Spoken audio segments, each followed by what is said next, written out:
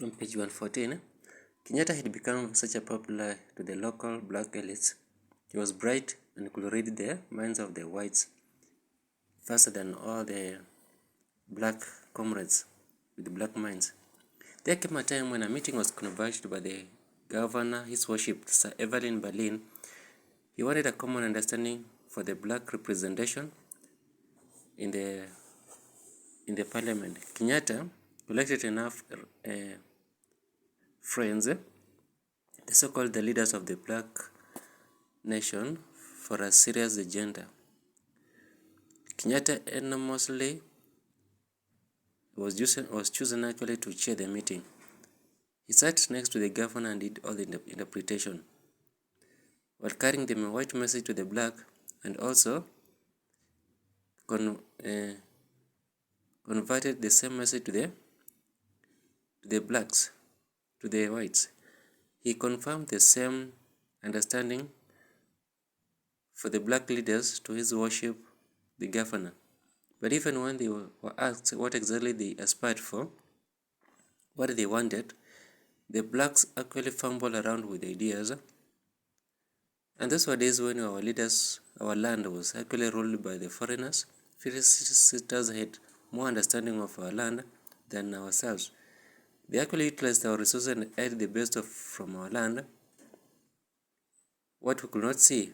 And in fact, we offered services for them as we gain nothing for ourselves. Some of us, we had our eyes open. Mr. Hatete, who had agitated our hearts to change our minds from being black with reserved ideologies. He didn't have weapon to fight, but he had something to fight for. He was actually physically weak to fight, wrestle, but he had enough ideas to challenge us. He actually gave us some psychological war.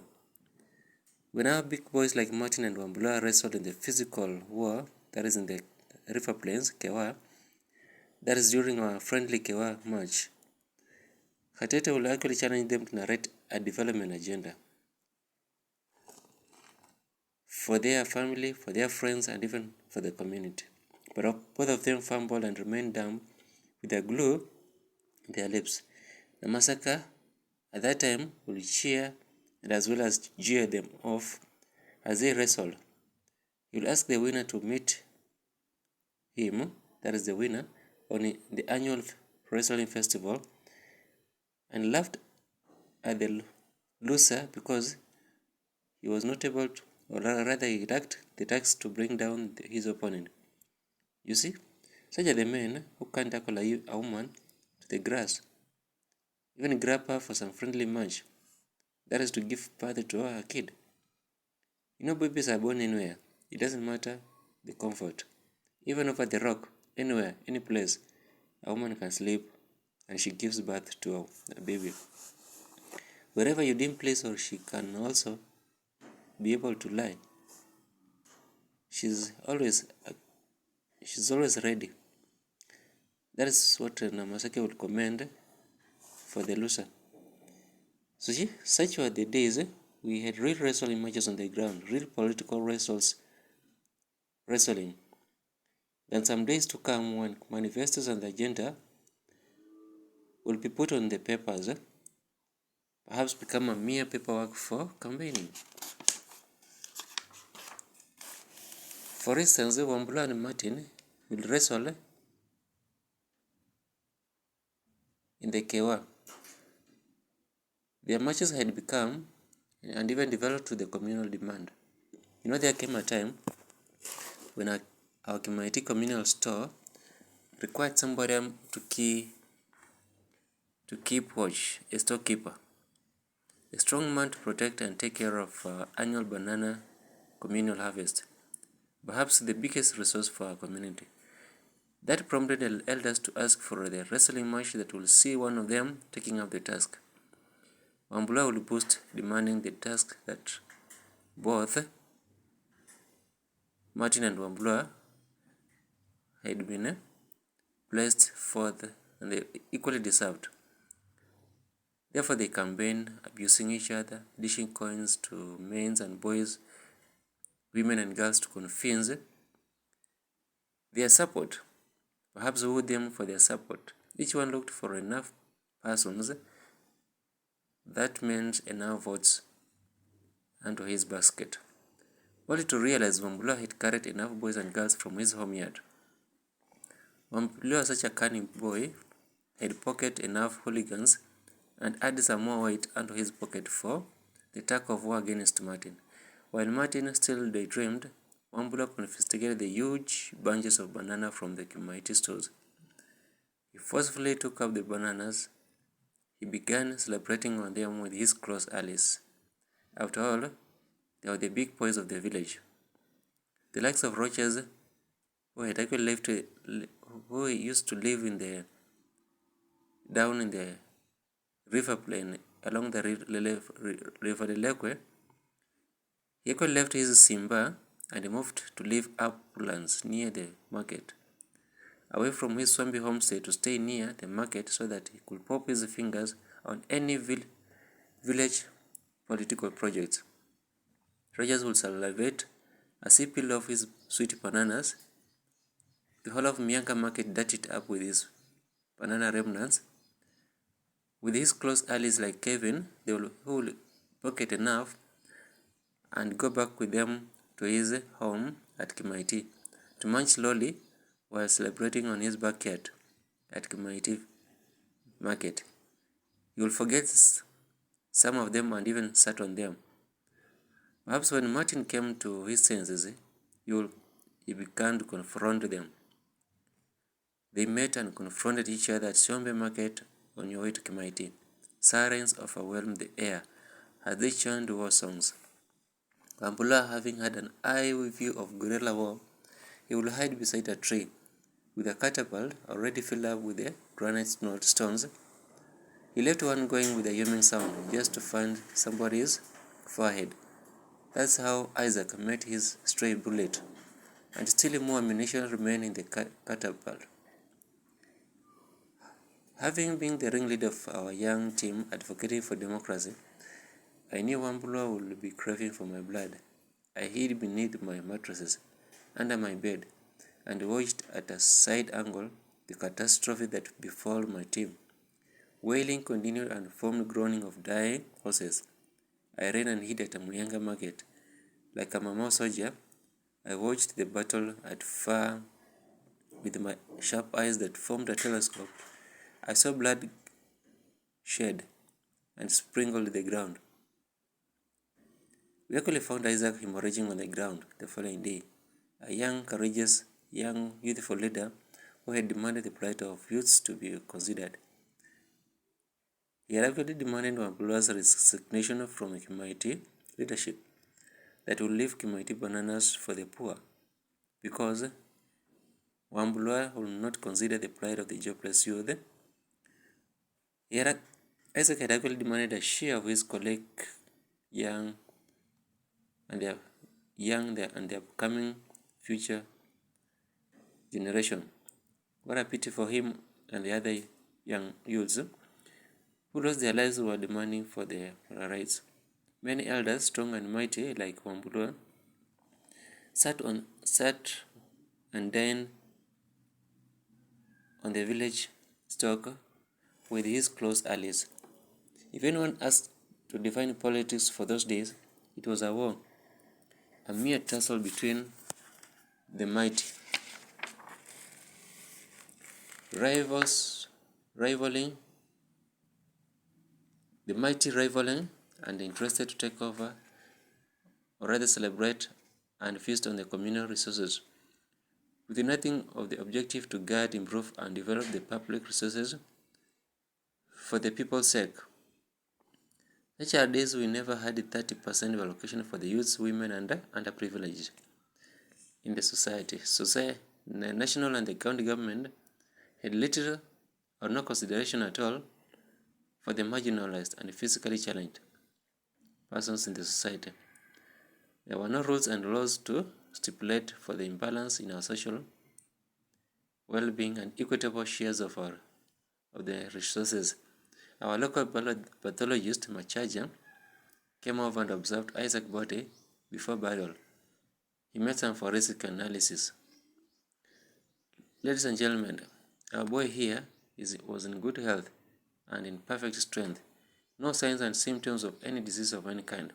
But as you can see today, we are burying a human being with a full head, compact and lots of brains folded into his skull. Fully unutilized resource to our community and the nation at large. If you guys will not mind, something has to be done for the coming days. The bitter truth of the matter is, and it has been ever since Hatete had preached and opened our eyes, that something somehow ought to be done, no matter the cost, to let the objective of our ultimate goals come into realities.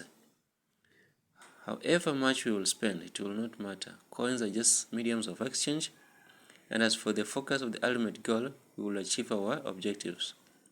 To have our youths empowered with skills for the new times, therefore time has come that you should deliver all your remaining chickens, the bulls and the cows, for the sacrifice towards pulling together. We will construct a college so that we educate our young men and girls. These are days of education and technical skills. We will save our idle youth and equip them.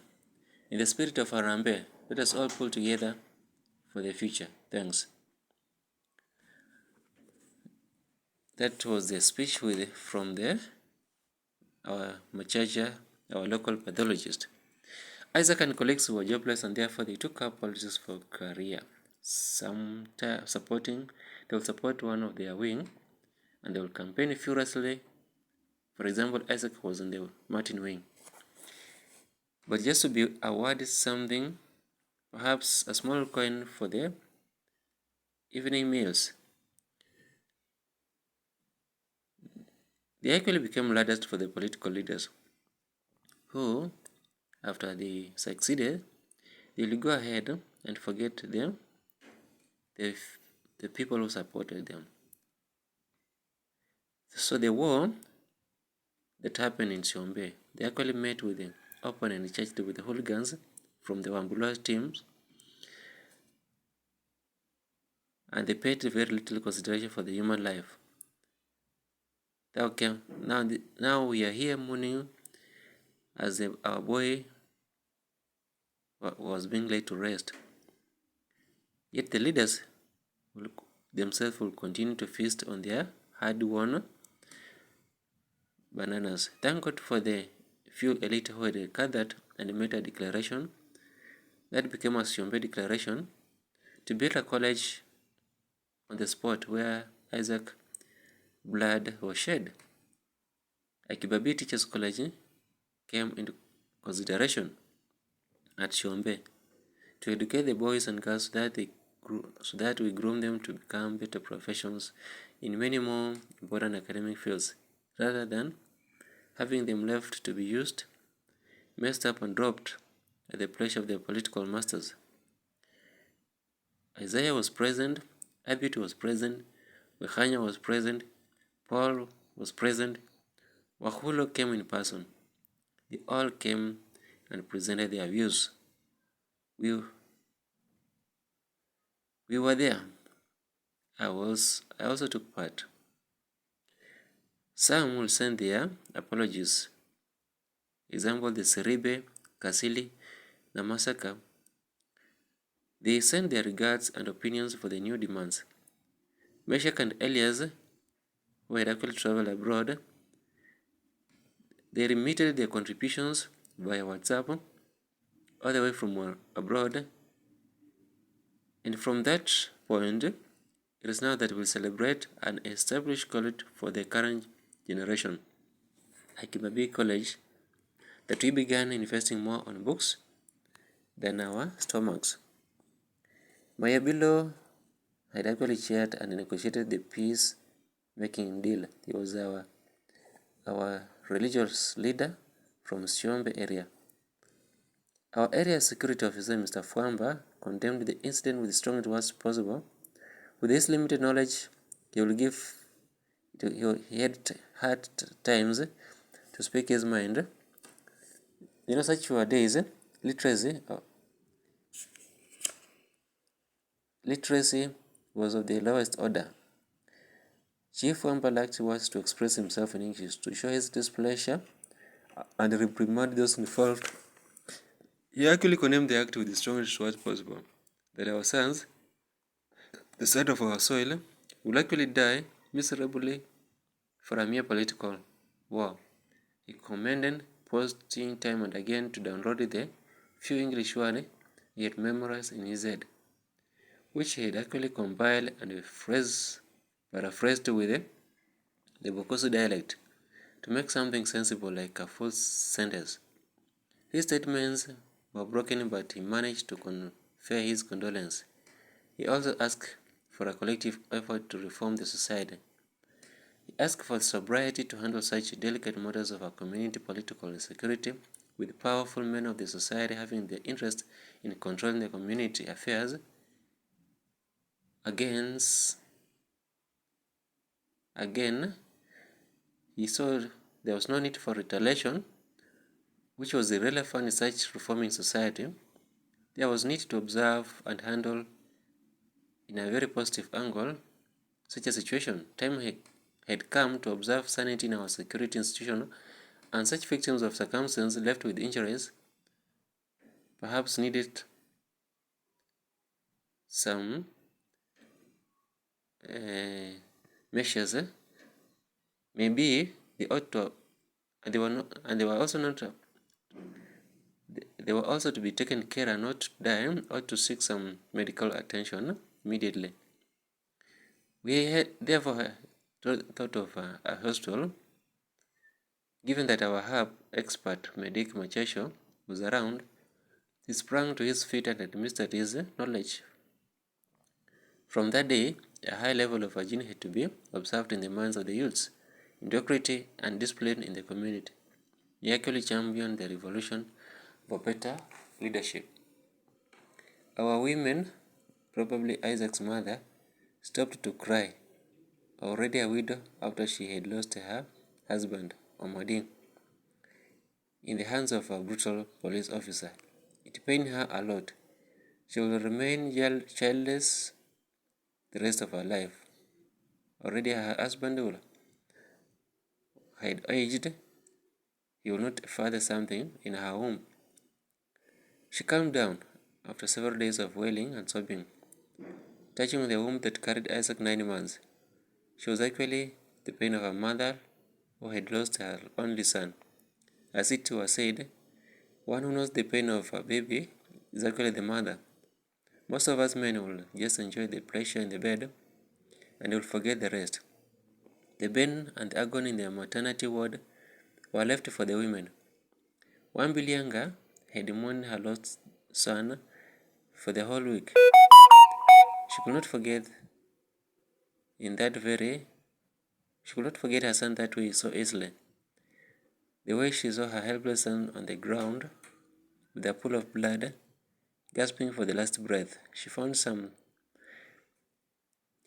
strength and came off in front to deliver her speech. She gave her sentiments. Woi, mwana wanje, natibye mwana wanje, nakanyola na mwana wanje. In English, I have lost my son. Where shall I obtain another one? She bursted into an uncontrollable cry and failed to finish up her speech. She spoke the Bahayo dialect. Probably she came from the Bamtuba clan, just across the River Lelekwe on your way to Lobida. The city committee agreed unanimously to give her a slot. That way she may represent the plight of women and the vulnerables in the community. After recuperating, she actually took up the task and advocated for the women. Up to date, she found a slot in the Bungoma County to calculate issues of women and the abandoned children who actually loitered in the street because of lack of parenthood. That was the duty she performed diligently and carefully, not to see any man another son, or any woman from the village and the county at large, being butchered and killed mercilessly, die in the style of her son's death. Such was a political massacre. Mama County, as she called herself, therefore, asked fellow women to join merry-go-rounds. She said, "How productive can you as a woman become in the society if you cannot sit with your fellow women, form self-help groups, you'll get funded and do some business to support your family." That's how she asked questions to her fellow women. She moved around the Bungoma County, distributing funds for the women empowerment. That's after she had been given the women funds and the youth enterprises kit. Such was the inability of our chief CF to speak and communicate in English. Poor, very, very poor English. Probably he never stood in the classroom and took studies. That was illiteracy of the highest order, since all the other village men also stuck in their lips to talk English. The literacy Thiongo carried in his head had not reached our village. The Wole Soyinka and the Chinua JPs of Nigeria had not even traveled this far. Maybe they were still toddlers in their villages, carrying out some elementary studies in the rich oily grounds of the Nigeria. Perhaps a small village in the northern hosted them. They had not yet even discovered their writing skills. Otherwise, they would have drafted some newsletters of a cuckoo bread with their babu bread, a cuckoo breakfast with their babu bread, or even make an extensive description of their family lineage beyond Homo erectus. Narrated their migrations on different tectonic plates based on archaeological sites, and finally settled on this cradle land. But funny enough, they wrote well-elaborated compositions that made them to discern some potential in their skulls. William Shakespeare must have been breathing cold air in Britain and memorizing the gradient evolutions between the Tigris and the Euphrates rivers in Mesopotamia before reciting his poems. Our son, who had recited enough words from the white booklets, took the initiative to summarize all our opinions into a readable form. We called him Professor. A secretary to our sitting, he walked with a pen by his front pocket, a piece of paper in his palm, and a well-trimmed hair over a box tail, something that signified he knew how to read and write. He noted down all the speeches we delivered at that particular function, declaring our interest to establish something new, something that will capture the interest of our changing times, a college. Professor Ngome became the secretary to our sitting. We actually again bestowed on him the duty for presenting the very newsletter to the upper chambers. That is where the house where decisions were, and the influence will actually matter a lot. The upper house where the government officials sat and presided on our proposals. The parliament. From such dirty, bloody, cashing political games, we found a college to educate our youths, then messing and misusing them for the political scores, unnecessary goals, actually. They fought, ambushed, and knocked each other with stones over petty political ambitions, massacre that they claimed to more lives than the good fruits thereafter. Such were the days we had really was in the field, Wambulwa taking down with Martin. The changing norms have changed and converted our hobbies, that which we played in the field, into computerized war games. When Pandem took down with the Undertaker, when Rambo takes on with Bruce Lee, Jackie Chan, Schwarzenegger, Donnie Yen, and the return of the Stone Cold Steve Austin to the wrestling arena. Also, we had evening storytelling that cracked our ribs before returning to our beds. The changing norms as well had converted them to be updated with the new demands for the new lifestyle. I could not shut my mouth on rib-cracking comedians like Mzee Ojwang and wife Mama Kayai, who played hide-and-seek games in the old age. The few upcoming comedians watched and emulated something. Churchill and Omondi formulated a love industry that reigned. The two young boys had idled in the Kenya National Theatre, hoping for a slot and a chance for a minute audition, but failed to be heard, such that the producers were busy with the mainstream actors, desperate to venture their talents. I pulled them off through just to observe them later on reigning our national media houses with fun and comedy that left me wonder the intellect of the two. Such had been a talent neglected, such that many more young boys and girls lacked of such opportunities to be pulled over and raised to some level of a professional talent. You see, whatever the duo did, it caused ripples to their love. Their talk, dress, and moves, pure perfect indeed. They were born actors, with a smile on his lips. Already you could tell whatever comes from his lips won't be such true. Something fishy, sinister, or a joke would be mentioned. Mr. Ndabuki wore a broken piece of glasses for his eyes to hide the truth of his mind, said that he will never speak something so serious. He will make a joke to any given circumstance, that even to have his woman for marriage, he found it hard to she equally found it hard to understand him, his spouse. She would not tell what a man was after. She could not tell the truth in his approaches, and found the truth about the real man. He equally joked and made fun to her and put her into his cage, only to realize later that she was indeed married. Such fellows are ever hard to be understood. They depicted comedy in all the actions, true characters of comedians. Professor Mo had not presented his professional transcript. Mshamba had just been born at Kakamega with the little hopes to get Rukia his lovebird far away in the coastlands, Mombasa. Maybe his twin brothers will offer him a lift. Tegoti, Selena, and Vanessa continue to chase after their lovebirds. If wishes were horses, I would ask Elena to marry me instead of Tegoti, who had tracked on her feelings. Barasa must have been married and chased off from Bachelor's Club.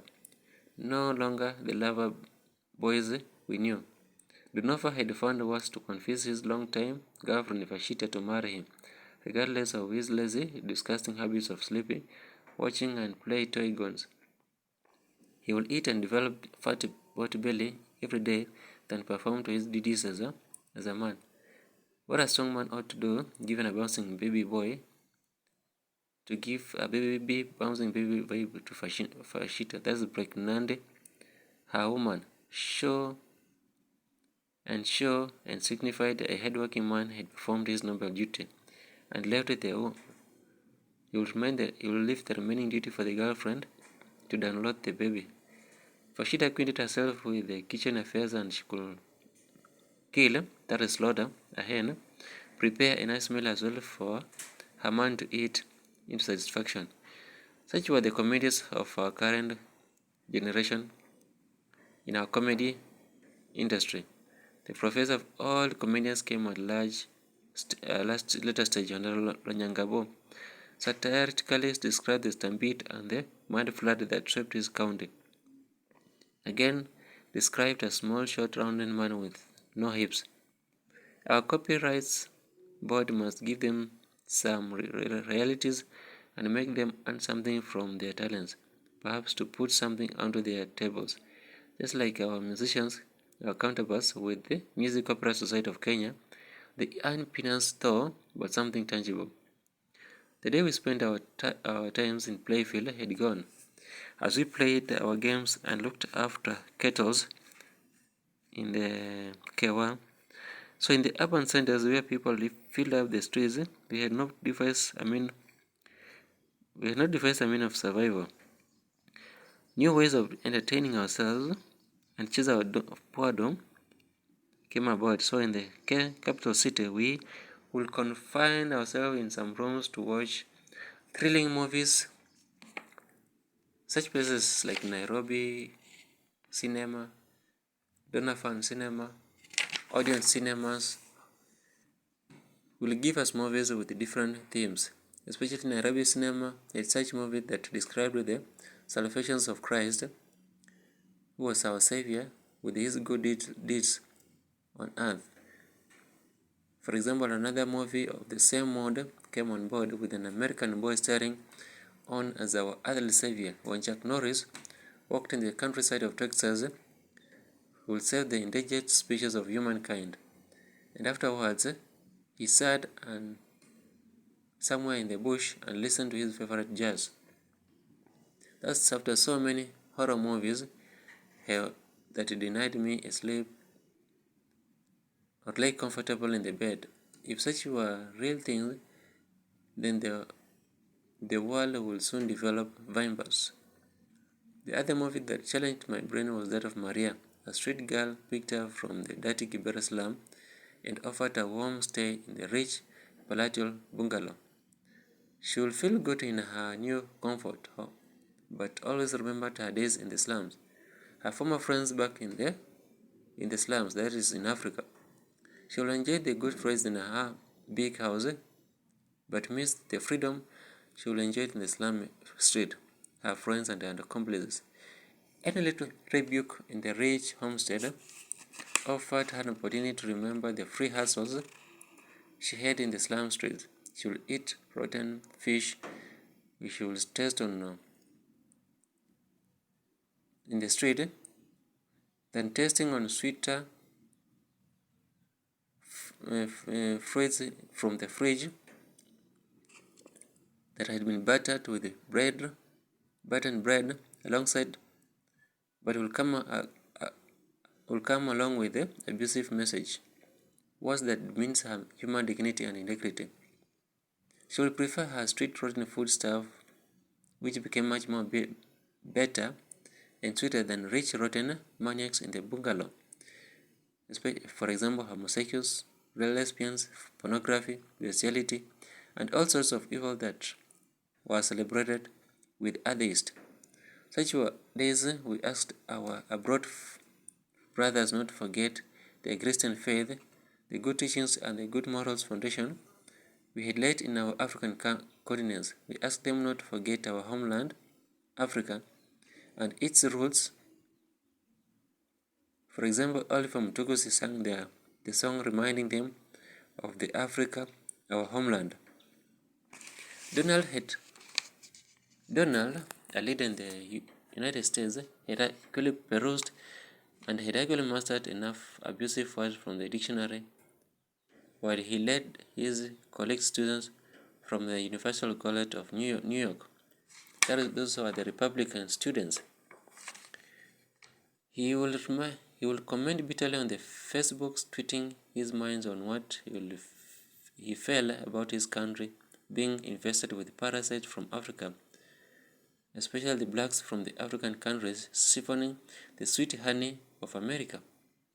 I guessed he felt nagged, exactly what we black souls had actually gone through while the white masters dominated our countries, colonizing us in our land. And for that, I advised my cousin Machacho who had traveled abroad to be careful on his schedules before he will receive a deportation letters. Also to be careful while he will stroll in the ghetto streets of California. He might stumble on a wild human person. He ought to watch out for a white madman who carelessly stamped anyone to death, anyone on his way, on anyone crossing his path. Whenever Donald delivered in his speech, he reminded me of Maria movie. She would rather stay in her dirty-smelling Gibera slums of Africa at liberty and catch herself in her daily duties than being rebuked on her rich boyfriend's louse. She had everything at liberty in the African soil. That is freedom to walk, stroll, sit and chat with their friends. That is in the slums of Africa. Our black brothers in America condemned such racist leaders for the kind of Donald with the strongest word possible, an impunity of highest order. Obama, agitating for democracy from the bedroom bed, while resting after 8 years of battling and fighting terrorism. He had been the leader of the American country. Therefore, after retiring, he went down to rest, trying to con out. In his tenure, he tried actually to con out the hideouts of Al-Shabaab, shooters with the terror groups of Al-Qaeda, that made him the hero, the American leadership. He conquered the enemy. He made himself a name in the list of 45 American presidents with noble duties. He managed to bury the head of Osama, the ringleader. But war remained since Islamic carried the genes of terrorism generation to generation. They carried the spirit of their forefathers from Iraq. Obama will lead his Democrats to speak the minds of our ancestors, fulfilling the prophecy of our great-grandfather King Martin Luther, who gave us hope that we the blacks are equal despite racism, and that one day a black skin will rule a white-dominated land. He had woken our minds, caused underground revolutions to impeach anyone who undermined our ego, our esteem, and underrate our ambitions. Anything that will make us look down upon ourselves as an inferior versus the white superiors. Donald survived by an inch to be impeached. I had longed to see the white man stepping down because he never advocated anything good for the black Americans and the blacks visiting his American nation during his tenure. Many had streamed to the United States to find some hustles in that far region, but just to receive deportation letters. Our last but not least of all the heroes was George Floyd, a black boy murdered by a rock white police officer, stepped on with the police boots by the neck. That shocked him to lose breath and died in such mysterious circumstances. What sorts of cruelty and inhuman that a white man depicted on a black boy. Residents in Illinois, Minnesota took to the street and protested, citing for our humanity right. I wish to be there. Men will also have retaliated by stringing one white man, for them to understand that and have sense of human respect, avoid racism and treat us like their brothers. Mr. Hatete, with his teachings, he burned our foolishness in our minds and awoken new dreams. He spoke the same mind of our own seer Elijah Wanameme, who foretold the rise and the fall of a white man in our country. Very little was talked of Elijah Wanameme, but in whatever movement, for instance, a move of a caravan, there ought to be a catalyst. Elijah was there and pushed for the struggle of independence. Once requested by the whites to take over government leadership, but denied that Kenya is never free without Kenyatta. Kenya is never free while Kenyatta was still being held captive. That was the same with Jaramogi Odinga, who also said that Kenya will never be free before the release of Kenyatta from the prisons. That was not yet Uhuru.